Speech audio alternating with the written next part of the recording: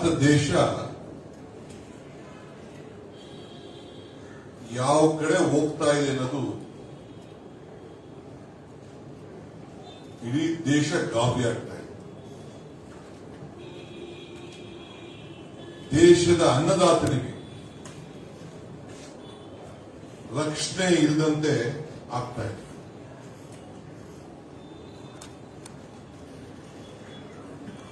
ಅನ್ನದಾತ ನಿರಂತರವಾಗಿ ತನ್ನ ರಕ್ಷಣೆಗೋಸ್ಕರ ಈ ದೇಶದಲ್ಲಿ ಹೋರಾಟವನ್ನ ಮಾಡ್ತಾ ಇದ್ದಾರೆ. ಆ ಹೋರಾಟ ಮಾಡುವಂತ ಅನ್ನದಾತನಿಗೆ, ರೈತನ ಮೇಲೆ ಬಿಜೆಪಿಯ ಮಂತ್ರಿಗಳು, ಅವರ ಕುಟುಂಬದವರು, ಕೇಂದ್ರದ ಗೃಹ ಖಾತೆಯ ರಾಜ್ಯ ಸಚಿವ ಮಿಶ್ರಾ ಅವರು ಬೆಂಗಳೂರಿನ ಕಾರು 4 ರೈತರ ಮೇಲೆ ಹರಿಸಿ ಇವತ್ತು ಅವ್ರನ್ನ ಕೊಲೆ ಮಾಡಿದ್ದಾರೆ.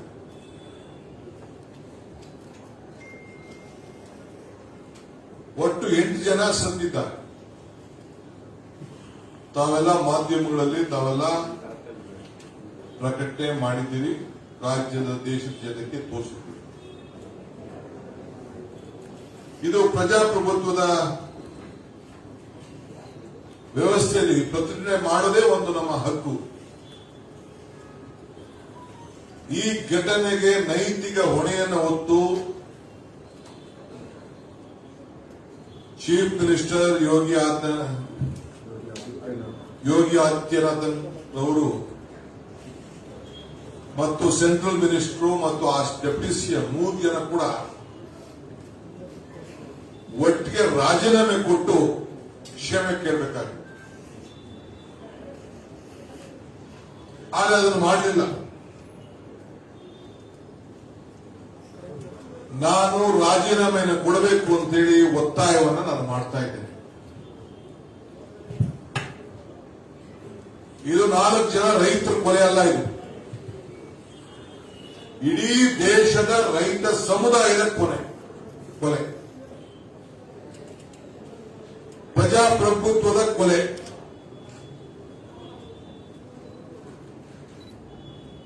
ಕೊಲೆಯಾದ ರೈತರ ಕುಟುಂಬಕ್ಕೆ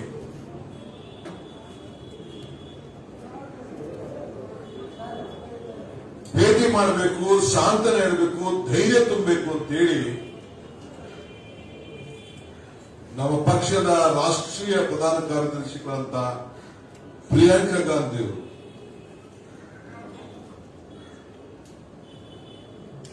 ಅವರು ಜವಾಬ್ದಾರಿ ಇರುವಂತ ಒಂದು ರಾಜ್ಯಕ್ಕೆ, ಆ ಹಳ್ಳಿಗೆ ಹೋಗಿ ಭೇಟಿ ಕೊಡಕ್ಕೆ ಹೋದ್ರೆ ಮಧ್ಯರಾತ್ರಿಯಲ್ಲಿ ಪೊಲೀಸರು, ಯುಪಿ ಪೊಲೀಸರು ಅವ್ರ ಮೇಲೆ, ನೀವೆಲ್ಲ ವಿಡಿಯೋಗಳನ್ನೆಲ್ಲ ನೀವೆಲ್ಲ ನೋಡ್ತಾ ಇರಬೇಕು, ಆ ಗಂಡಸರು ಪೊಲೀಸರು ಏನು ಆ ಕೃತ್ಯ ನಡೆಸಿದಾರಲ್ಲ, ಅವನ್ನ ತಡೆದು ಎಳೆದಾಡಿದಾರಲ್ಲ, ಇದು ಭಾರತೀಯ ಪ್ರತಿಯೊಂದು ಹೆಣ್ಣುಮಗಳಿಗೂ ಕೂಡ ಆದಂತ ಒಂದು ಅವಮಾನ ಅನ್ನೋದನ್ನ ನಾನು ಈ ಸಂದರ್ಭದಲ್ಲಿ ಹೇಳಲಿಕ್ಕೆ ನಾನು ಬಯಸ್ತಾ ಇದ್ದೇನೆ. ಯಾವ ದೇಶದಲ್ಲಿ ನಾವಿದ್ದೀವಿ? ಯಾವ ಕಾನೂನಿದು? ಎಲ್ಲಿದೆ ಈ ಕಾನೂನು? ಪ್ರಜಾಪ್ರಭುತ್ವದ ವ್ಯವಸ್ಥೆಯಲ್ಲಿ, ನಮ್ಮ ಭಾರತದ ಸಂವಿಧಾನದಲ್ಲಿ ಯುಪಿಲೇ ಇರಬಹುದು, ತಡೆಯಲಿಕ್ಕೆ ಏನು ಹಕ್ಕಿದೆ? ಯಾವ ವಾರೆಂಟ್ ಅವ್ರ ಮೇಲೆ ಇಶ್ಯೂ ಆಗಿತ್ತು? ಏನು ಅಪರಾಧ ಮಾಡಿದ್ದಾರೆ? ಇದನ್ನ ಮಾನ್ಯ ಮುಖ್ಯಮಂತ್ರಿಗಳು, ಆ ರಾಜ್ಯದವರು ಹೇಳಬೇಕು.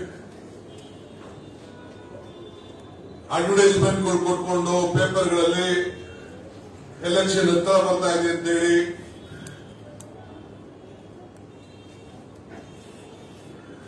ಮಾಧ್ಯಮದ ಮುಖಾಂತರ ತಮ್ಮ ಆಚಾರ ವಿಚಾರಗಳನ್ನ ಪ್ರಚಾರ ಮಾಡಿಕೊಳ್ಳಲಿಕ್ಕೆ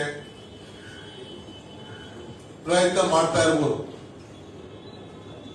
ಇದೆಲ್ಲ ಈ ಭಾರತದ ಸಂಸ್ಕೃತಿ, ಇದೆಲ್ಲ ಅಭಿವೃದ್ಧಿ. ಇಡೀ ದೇಶದಲ್ಲಿ ರೈತ ಸಿಡಿದೆದ್ದಿದ್ದಾರೆ, ವಿಶೇಷವಾಗಿ ಉತ್ತರ ಭಾರತದಲ್ಲಿ ಸಿಡಿದೆದ್ದಿದ್ದಾರೆ. ಇಂಥ ಸಂದರ್ಭದಲ್ಲಿ ಕೊಲೆ ಆಗಿದೆ. ಆ ಬಲಿಯಾದ ರೈತರ ಕುಟುಂಬಕ್ಕೆ ಭೇಟಿ ಮಾಡಲು ಮುಂದಾದಂತ ಶ್ರೀಮತಿ ಪ್ರಿಯಾಂಕಾ ಗಾಂಧಿಯವರನ್ನ ಬಂಧಿಸಿರುವುದು ಖಂಡನೀಯ. ಇಡೀ ಭಾರತದಲ್ಲಿ ಅಷ್ಟೇ ಕಾಂಗ್ರೆಸ್ ಪಕ್ಷ ಅವರ ಬೆನ್ನೆಲುಬಾಗಿ ನಿಂತ್ಕೊಳ್ತಾರೆ. ಸಾಂತ್ವನ ಹೇಳುವುದು ಭಾರತೀಯ ಸಂಸ್ಕೃತಿ.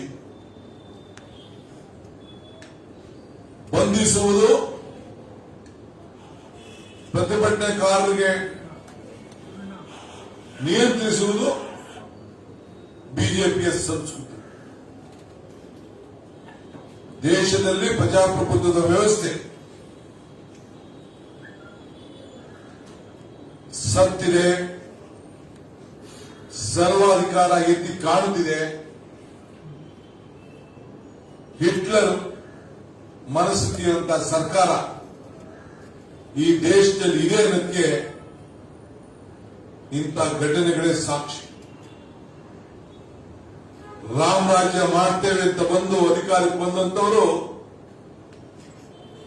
ಇವತ್ತು ರಾವಣ ರಾಜ್ಯವನ್ನ ನಿರ್ಮಾಣ ಮಾಡಿದ್ದಾರೆ.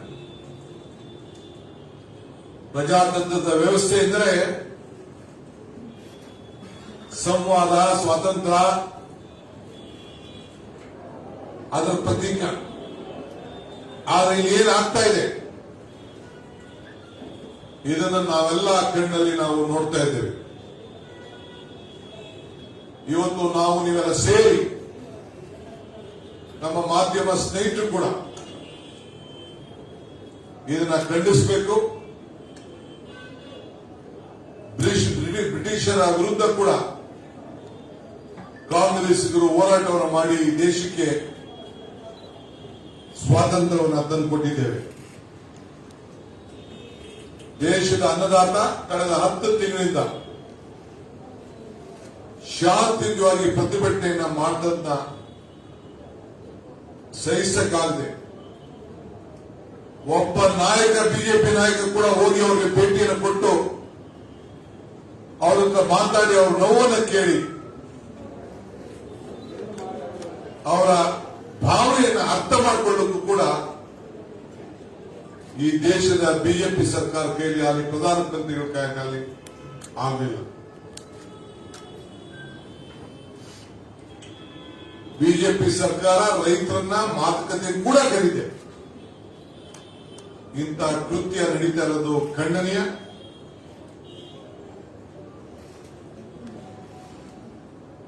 ಬಿಜೆಪಿ ಸರ್ಕಾರ ಬ್ರಿಟಿಷರ್ಗಿನ್ನ ಒಂದು ಕೈ ಮೇಲು ಆಳ್ತ.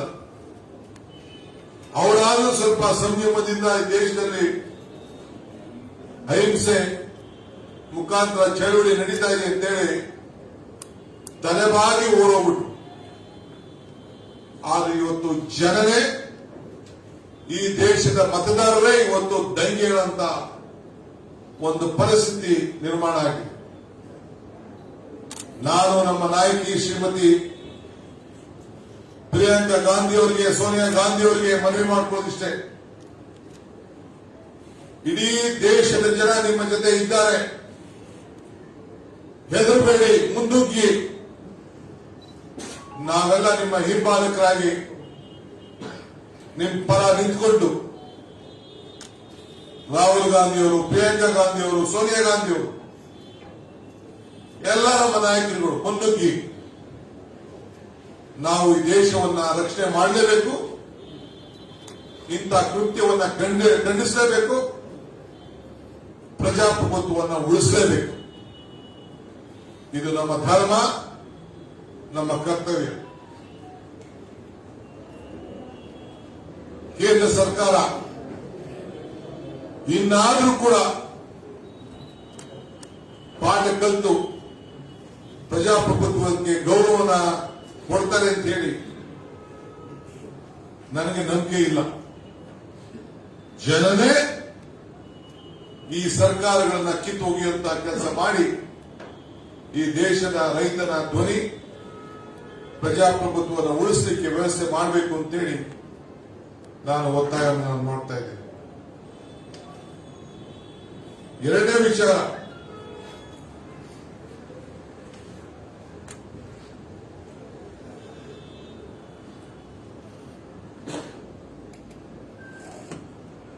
ನಮ್ಮ ರಾಜ್ಯದ ಮುಖ್ಯಮಂತ್ರಿಗಳು ಮಾಜಿ ಇರಿಗೇಷನ್ ಮಿನಿಸ್ಟರ್, ಹಿಂದೆ ಇರಿಗೇಷನ್ 5 ವರ್ಷ ಕೆಲಸ ಮಾಡಿದ್ದಾರೆ. ಎಲ್ಲ ಕಾನೂನುಗಳ ಬಲ್ಲವರು. ಇವತ್ತು ಸ್ಟೇಟ್ಮೆಂಟ್ ನೋಡಿದೆ, ಮೇಕೆದಾಟು ಡ್ಯಾಂಗೆ ಅಡ್ಡಿಪಡಿಸಲು ತಮಿಳುನಾಡಿಗೆ ಹಕ್ಕಿಲ್ಲ ಅಂತ ಹೇಳಿ ಹೇಳಿದ್ದಾರೆ. ಬಹಳ ಸಂತೋಷ. ಇದನ್ನೇ ನಾವು ಹೇಳ್ತಾ ಇರೋದು. ಆದರೆ ನೀವು ಚೀಫ್ ಮಿನಿಸ್ಟರ್ ಆದ್ಮೇಲೆ ಇಲ್ಲಿವರೆಗೂ ಕೂಡ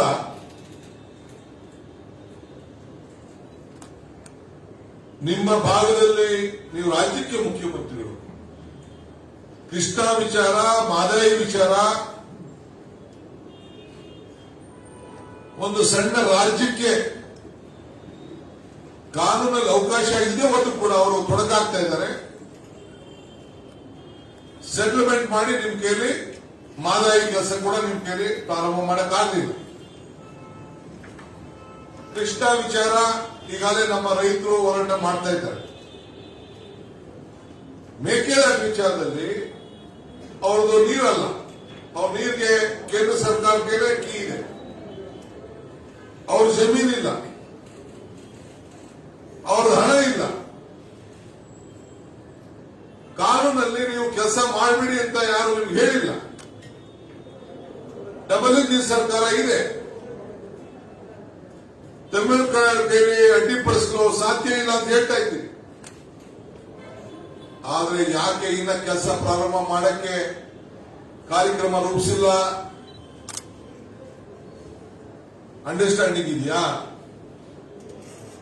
ಯಾವ ಒಪ್ಪಂದ ಇದೆ? ಈಗ ಎಲೆಕ್ಷನ್ ನಡೀತಾ ಇದೆ. 1 ತಿಂಗಳು ನಮ್ಮ ಮುಖ್ಯಮಂತ್ರಿಗಳಿಗೆ ಗಡುವನ್ನ ಕೊಡಲಿಕ್ಕೆ ಬಯಸ್ತೇವೆ. ಕಾಂಗ್ರೆಸ್ ಪಕ್ಷ ಈ ಎಲ್ಲ ನಮ್ಮ ರಾಜ್ಯದ ರೈತನ ನೀರಾವರಿ ವಿಚಾರದಲ್ಲಿ ಆಗ್ತಾ ಇರುವಂತಹ ವಿಳಂಬ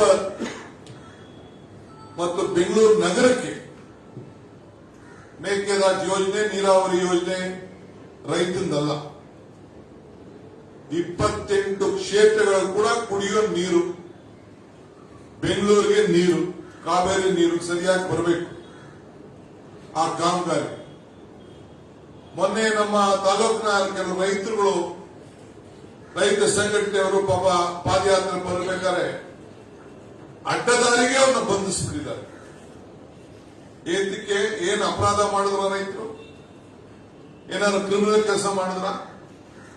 ಇಲ್ಲ ಯಾರಿಗಾರ ಅಡಚಣೆ ಮಾಡಿದ್ರ? ಹೇಳ್ಬಿಟ್ಟು ಘೋಷಣೆ ಮಾಡಿ ಅವ್ರು ಮಾಡಿದ್ದಾರೆ. ಅವ್ರನ್ನ ತಡೆದಿದ್ದು, ಅವರ ಹೋರಾಟ, ಅವರ ಧ್ವನಿಯನ್ನ ಹತ್ತಿಕ್ಕಲು ಏನು ಪ್ರಯತ್ನ ನಡೀತಾ ಇದೆ, ಇದು ಖಂಡನೀಯ. ನಾವು ಕಾಂಗ್ರೆಸ್ ಪಕ್ಷ ನಾವೆಲ್ಲ ಸೇರಿ ನಾವೆಲ್ಲ ಕೂತ್ಕೊಂಡು ಚರ್ಚೆ ಮಾಡಿ ಮುಂದಿನ ತಿಂಗಳು ಒಂದು ಕಾರ್ಯಕ್ರಮದ ಈ ಎಲ್ಲ ವಿಚಾರದಲ್ಲಿ ನಾವು ಘೋಷಣೆಯನ್ನು ಮಾಡ್ತೇವೆ ಅನ್ನೋ ಮಾತನ್ನ ಈ ಸಂದರ್ಭದಲ್ಲಿ ಹೇಳಲಿಕ್ಕೆ ನಾನು ಬಯಸ್ತೇನೆ. ಇನ್ನೊಂದು ತಿಂಗಳೊಳಗಡೆ ಈ ಕಾರ್ಯಕ್ರಮದ ಕೆಲಸವನ್ನ ಅಡಿಪಾಯವನ್ನು ಹಾಕಲಿಕ್ಕೆ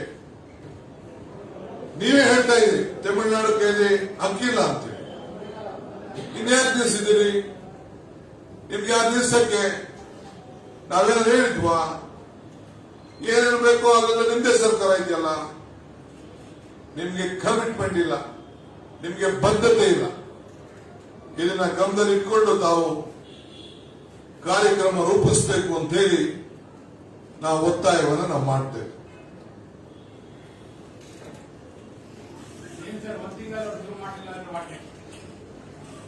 that is what I am telling you. ಹೇಳ್ತೀವಿ ನಾವು. ಈಗ ಹೇಳಕ್ ಆಗಲ್ಲ. ಅದು ಒಂದು ತಿಂಗಳು ಟೈಮ್ ಕೊಟ್ಟಿದ್ದೀವಿ, ಅದೆಲ್ಲ ರೂಪ ಮಾಡ್ಲಿ.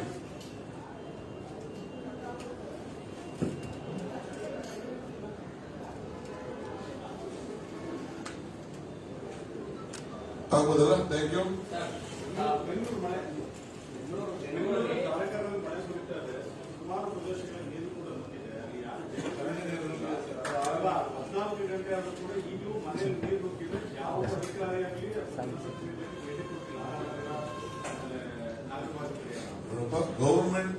ಗೌರ್ಮೆಂಟ್ ಇಲ್ದಂಗೆ ಆಗ್ಬಿಟ್ಟಿದೆ. ಯಾರು ಹೇಳೋದಿಲ್ಲ, ಕೇಳೋದಿಲ್ಲ, ಅಕೌಂಟಬಿಲಿಟಿ ಇಲ್ಲ.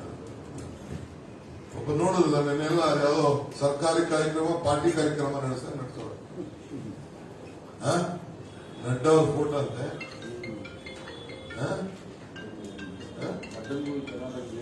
ಏನ್ ಸಂಬಂಧ? ನಾನೇನ ಕಮಿಷನರ್ಗಳಿಗೆ, IAS ಆಫೀಸರ್ಗೆ, ಚೀಫ್ ಸೆಕ್ರೆಟರಿಗೆ ಸ್ವಲ್ಪ ಏನೋ ಪ್ರಜ್ಞೆ ಇರ್ತದೆ ಅನ್ಕೊಂಡಿದ್ದೆ. ಅವರೇನ ಬಿಡಿ, ರಾಜಕೀಯದವರು ಅವ್ರೇನ್ ಬೇಕಾದ್ರೂ ಮಾಡ್ಕೊಳ್ಳಿ. ಎಲ್ಲರೂ ಹೊರಗಡೆ ಫೋಟೋ ಹಾಕೊಳ್ಳಿ. ಗೌರ್ಮೆಂಟ್ ಪ್ರೋಗ್ರಾಮ್ಗೆ ಅವ್ರ ಫೋಟೋಗಳು ಹಾಕ್ಬಿಟ್ಟಾರೆ. ಪ್ರೋಟೋಕಾಲ್ ಕೂಡ ವೈಲೇಟ್ ಆಗಿದೆ. ಇದ್ರ ಬಗ್ಗೆ ಮಾತಾಡ್ತೀವಿ ನಾವು. ಡಿಬೇಟ್ ಮಾಡಕ್ ಹೋಗೋದು ಬೇಡ ಅಂತ ಮಾತಾಡಿ.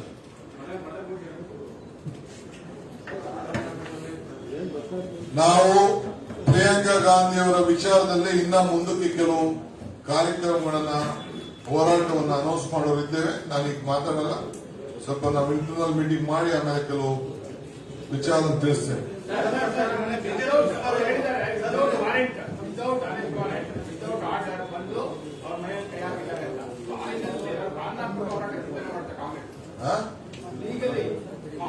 ಲೀಗಲಿ ಏನ್ ಬೇಕ್ರಿ? ರಸ್ತೆಗಳಲ್ಲಿ ಹೋರಾಟ ಮಾಡ್ತೀವಿ. ಏನ್ ಲೀಗಲಿ ಇರುತ್ತ?